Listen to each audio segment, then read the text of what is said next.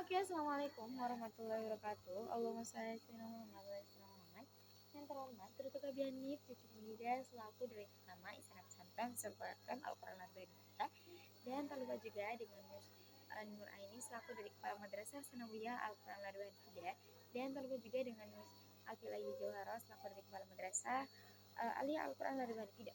Alhamdulillahirrahmanirrahim. Kami Sahan Safatin Azhara dari kelas 9 MTS Al-Quran Al-Bani tidak akan menjelaskan tentang kaidah yang kedua. Setelah kaidah yang pertama itu dapat kaidah yang kedua, yaitu tentang ida citama al halal wal haram qalibal haram. Di mana halal dan juga haram itu berkumpul, maka yang haram itu dibenarkan. Contoh ada sebuah ayat Al-Quran yang berbunyi wa anta jama'u bainal ukhtaini. Ayat ini mengandung pengertian bahwa mengumpulkan dua orang perempuan bersaudara untuk dijadikan istri atau sebagai jariah adalah dilarang. Sementara itu ada ayat lain yang meyakini auma malakat aimanukum yang memberikan arti bahwa mengumpulkan dua orang perempuan bersaudara sebagai jariah itu boleh. Jadi dalam masalah ini ayat yang pertama itu mengharamkan, sedangkan ayat yang kedua itu membolehkan. Berdasarkan kaidah ijtama al halal wal haram libal haram, maka haramlah yang dibenarkan, yaitu ditetapkannya hukum haram bagi pengumpulan dua orang perempuan bersaudara sebagai jariah.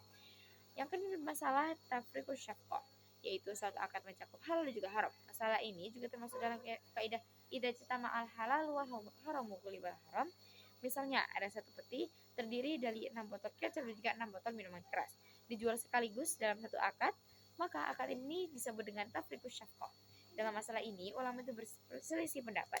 Yang pertama itu sah bagi yang halal atau yang kecap itu tidak sah, sedangkan tidak sah bagi yang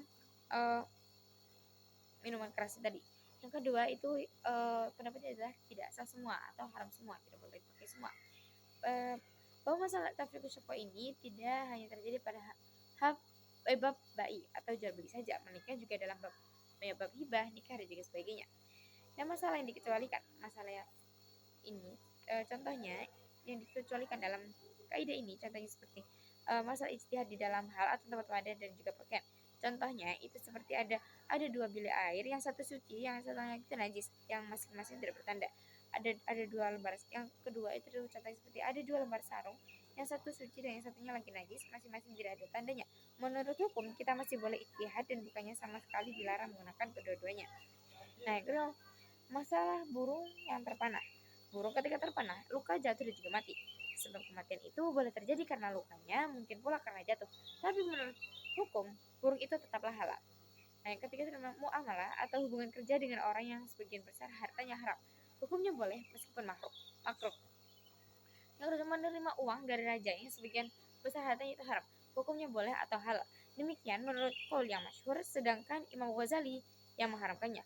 Tapi kebanyakan ulama mengatakan bahwa pendapat Imam Ghazali karena ihtiyat itu berhati-hati.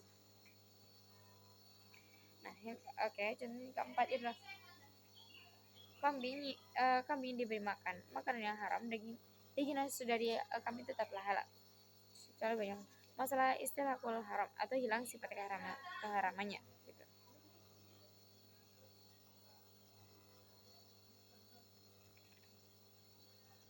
Nah, terdapat kaidah cabang ini ada beberapa kaidah yang termasuk dalam kaidah pokok dalam kaidah kedua ini gitu. Nah, manakala ada kalau kaidah berkumpul segi hadlor atau hador tidak berbagian dan juga segi safar, maka segi hadlor dimenangkan. Nah, kedua itu terdapat ida ta'aradul manafi wal muqtadi quddimal manafi'u. Yang apabila mani atau yang mencegah dan muqtadi yang memerintah saling bertentangan, maka mani itu didahulukan.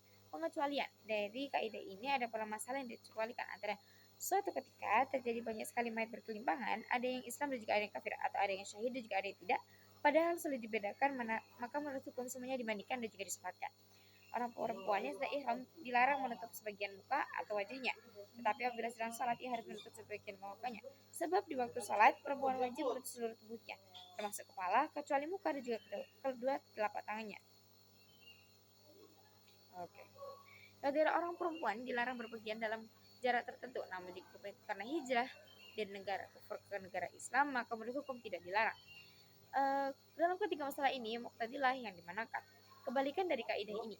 Jadi itu kaidah yang merupakan kebalikan dari kaidah idza jitama adalah al haram la yuharrimul halal adalah Al halal wa haramu riba haram adalah al haram la yuharrimul halal. Haram itu tidak dapat mengharamkan yang halal.